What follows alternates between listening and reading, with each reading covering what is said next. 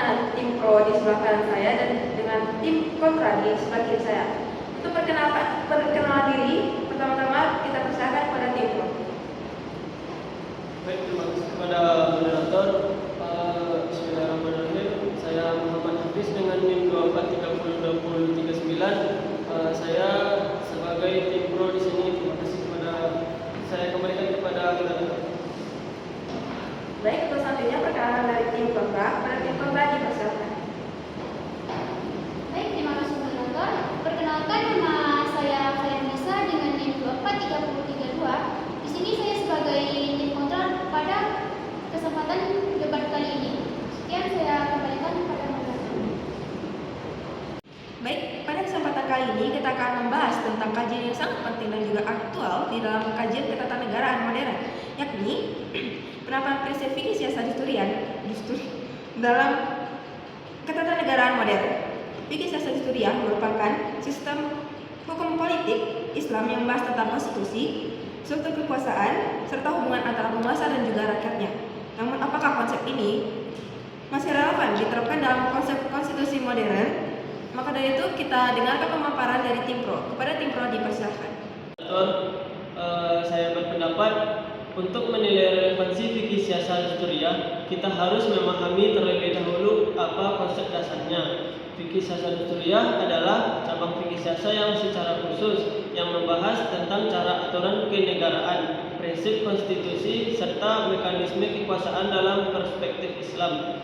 Kata dusturiah berarti konstitusional, artinya konsep ini berbicara tentang dasar hukum negara. Konsep pertama yaitu konsep keadilan. Dalam fikih siasat dusturiah, tujuan utama negara yaitu untuk menegakkan keadilan. Pemimpin tidak boleh bertindak sewenang-wenang. Hukum lebih tinggi daripada kekuasaan. Bukankah ini sejalan dengan prinsip rule of law dalam sistem modern? Artinya, sejak awal fikih siasat telah mengakui supremasi hukum. Konsep kedua yaitu fikih siasat dusturiah menegaskan bahwa keputusan politik idealnya diambil melalui musyawarah. Musyawarah mencegah otoritarisme, musyawarah membuka partisipasi publik. Dalam konteks modern, ini paralel dengan demokrasi dan sistem perwakilan. Jadi prinsip partisipasi bukan hal asing dalam tradisi Islam. Konsep ketiga yaitu konsep amanah dan akuntabilitas. Dalam fikih siasat, kepemimpinan adalah amanah. Artinya, pemimpin bukan hanya bertanggung jawab secara hukum, tetapi juga secara moral. Inilah yang sering hilang dalam praktik politik modern. Ketika politik kehilangan moralitas, muncul korupsi, penyalahgunaan kekuasaan, dan krisis kepercayaan politik. Fikih siasat dusturiah menghadirkan dimensi etika dalam sistem negara. Konsep keempat yaitu konsep maslahah atau kesejahteraan umum. Negara harus menjamin kemaslahatan rakyat, melindungi jiwa, harta, akal, dan hak dasar manusia. Dalam bahasa modern, ini identik dengan perlindungan hak asasi manusia dan konsep welfare state. Kesimpulannya yaitu yang berbeda antara fikih siasat dan sistem modern hanyalah bentuk institusinya. Nilai dasarnya sejalan. Karena itu saya menegaskan penerapan prinsip fikih siasat dusturiah yang relevan sebagai dasar nilai dalam sistem ketatanegaraan modern. Ia bukan ancaman. Ia adalah penguasa fondasi moral dan negara. Saya kembalikan kepada moderator. Selanjutnya mari kita dengarkan pemaparan dari tim kontra. Kepada tim kontra dipersilakan.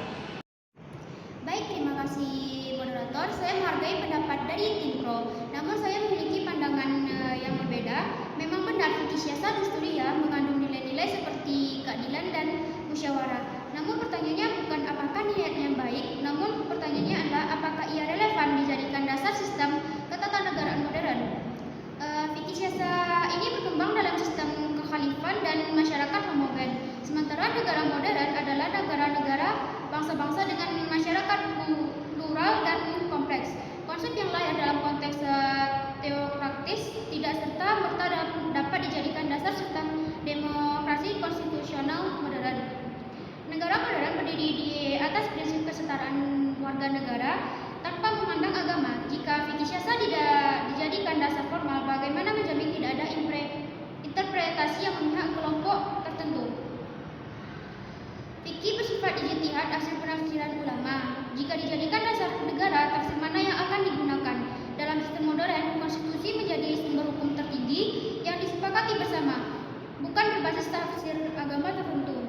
Tim Pro mengatakan sistem modern kehilangan moralitas, namun moralitas tidak harus bersumber dari satu sistem agama. Nilai keadilan, hak asasi manusia, dan kesetaraan telah menjadi konsensus global. Karena itu, menjadi fikih syasa sebagai dasar formal negara justru berpotensi memunculkan konflik dan politisasi agama. Sekian yang dapat saya sampaikan. Saya kembalikan ke moderator. Interupsi moderator. Kepada tim Pro dipersilahkan. Saya ingin menegaskan bahwa fikih syasa bersifat dinamis dan adaptif. Ini bukan sistem statis yang terjebak masa lalu. Demokrasi bukan berkembang dari sejarah panjang. Konstitusi modern juga hasil evaluasi. Fikih syasa dapat dikontekstualisasikan sesuai kebutuhan zaman. Saya tidak mengusulkan negara teokratis. Saya mengusulkan nilai keadilan, musyawarah, dan akuntabilitas sebagai fondasi etika. Menolak hanya karena ia berasal dari tradisi Islam adalah bentuk kekhawatiran yang tidak berdasar. Saya kembalikan kepada moderator. Baik, terima kasih atas sanggahan dari Intro. Saya tetap berada di posisi saya sendiri. Nilai-nilai tersebut bisa menjadi inspirasi, namun menjadikannya dasar sistem negara bukanlah pilihan paling inklusif. Negara modern membutuhkan prinsip yang dapat diterima seluruh warga tanpa memandang keyakinan. Baik, terima kasih. Saya kembalikan ke moderator. Terima kasih kepada kedua tim yang telah menyampaikan argumentasi yang sangat komprehensif. Dari debat ini kita melihat bahwa fikih syasa Suriah memiliki nilai keadilan, musyawarah, dan juga tanggung jawab. Namun penerapannya sebagai dasar sistem ketatanegaraan modern masih menjadi perdebatan akademik yang terbuka.